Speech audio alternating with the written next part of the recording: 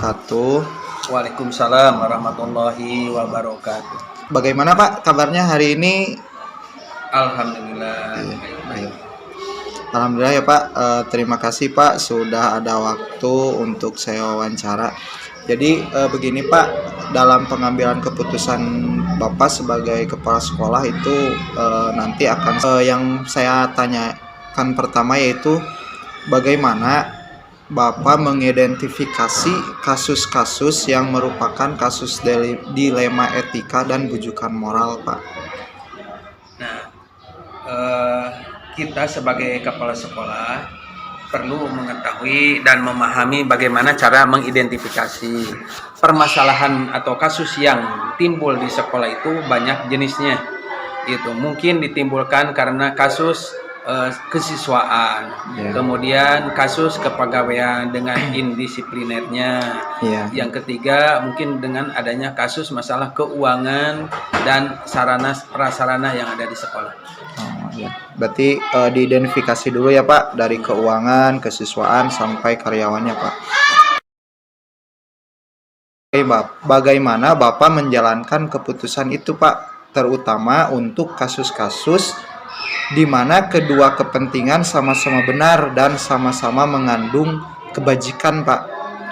Nah, dalam mengambil satu keputusan, saya tidak sendiri. Mungkin pertama dilakukan musyawarah dengan rekan-rekan guru yang ada di sekolah. Kalau kasusnya menyangkut intern di sekolah, kemudian bisa komunikasi dan konsultasi dengan pimpinan, yaitu Bapak Pengawas atau ke dinas, tergantung pada problema permasalahan yang dihadapi. Kemudian Pak, langkah-langkah atau prosedur apa yang biasa Bapak lakukan selama ini? Dalam melakukan atau dalam melaksanakan penyelesaian kasus, yang pertama adalah kita harus tahu titik permasalahan dari kasus tersebut, dari apa sehingga hal-hal apa saja Pak yang selama ini menurut Bapak yang efektif dalam pengambilan keputusan dalam kasus-kasus dilema etika Pak? Nah, jelas yang paling efektif dan efisien di dalam pengambilan keputusan itu kita harus musyawarah saja. Musyawarah, ya. Jadi hal-hal apa saja yang merupakan tantangan dalam pengambilan keputusan-keputusan dalam kasus dilema etika, Pak? Tantangannya, Pak? Tantangannya memang ada, walaupun pada intinya bisa diselesaikan. Yang paling besar tantangannya adalah hati nurani, walaupun bertentangan dengan aturan, tapi hati nurani. Apakah Bapak memiliki jadwal tertentu Pak untuk menyelesaikan kasus dilema etika ini Pak? Ya, itu tergantung daripada jenis permasalahannya. Jika permasalahannya bisa ditunda atau dengan memerlukan suatu penelitian, itu mungkin mempunyai atau diperlukan adanya jadwal. Tetapi kalau permasalahannya itu urgen yang harus segera diselesaikan, ya seketika itu juga harus diambil keputusan. Relatif ya Pak? Tergantung situasinya ya Pak?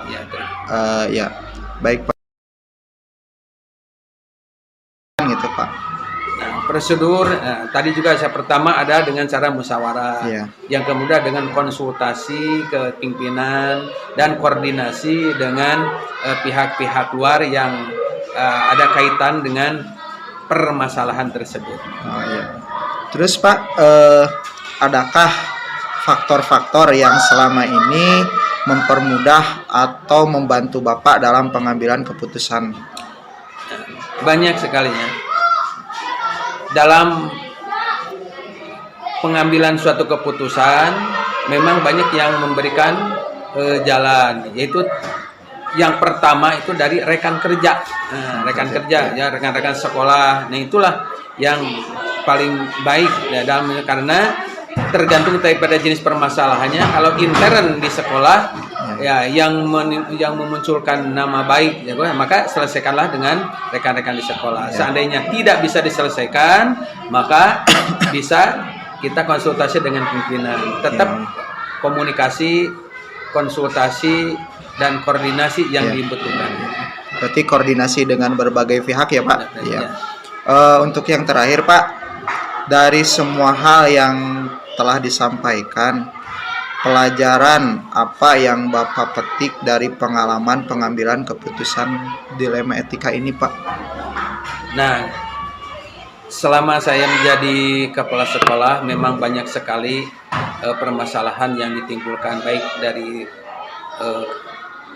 pribadi, kepegawaian, siswa ataupun keuangan. Nah, yang tetap yang terbaik dalam pengambil keputusan itu diselesaikan dengan cara musyawarah untuk mufakat. Assalamualaikum warahmatullahi wabarakatuh Bu. Waalaikumsalam warahmatullahi wabarakatuh. Selamat siang Bu, mohon maaf pengganggu. Sebelumnya Bu, Ibu sudah berapa lama menjadi kepala sekolah Bu? Kurang lebih setahun setengah ya. Setahun setengah. Oh sudah. Setahun setengah. Ya.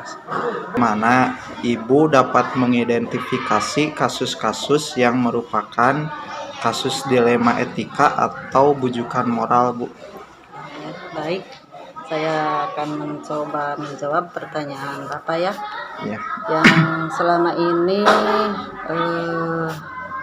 tentang kasus dilema etika atau bujukan moral ya, tidak ada atau tidak melakukan identifikasi secara khusus. Namun saya di sini akan mempelajari dulu, kemudian menyimpulkan terhadap kasus yang terjadi.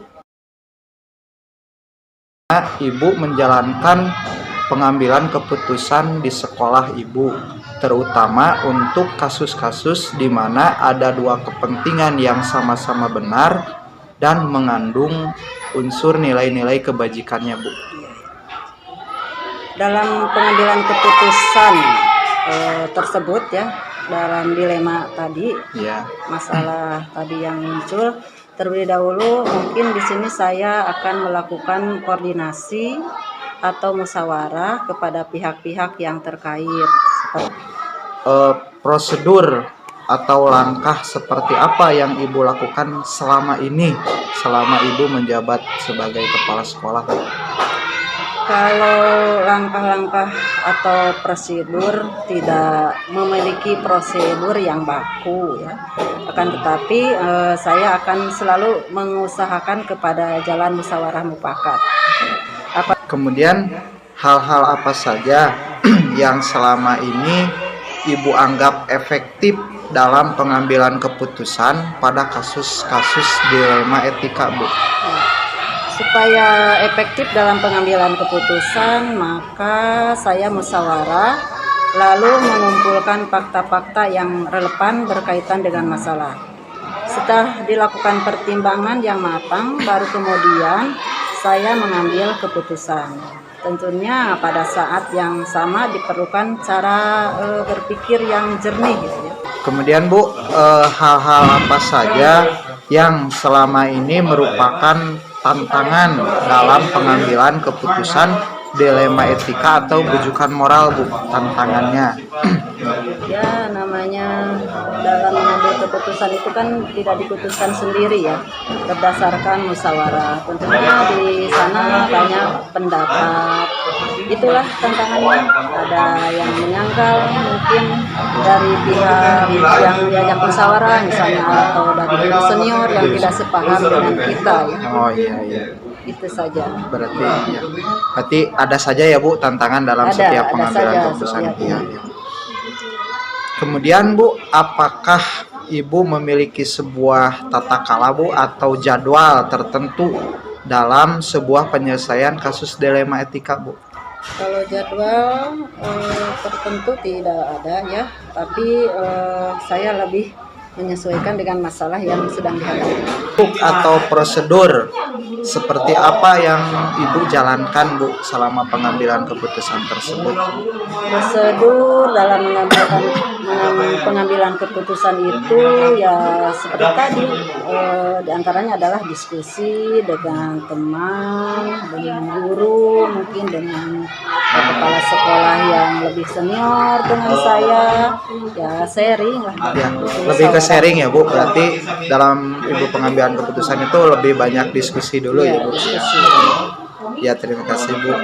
Kemudian Bu, adakah seseorang atau faktor-faktor di mana selama ini mempermudah atau membantu Ibu dalam pengambilan keputusan pada kasus-kasus dilema etika atau bujukan moral Bu?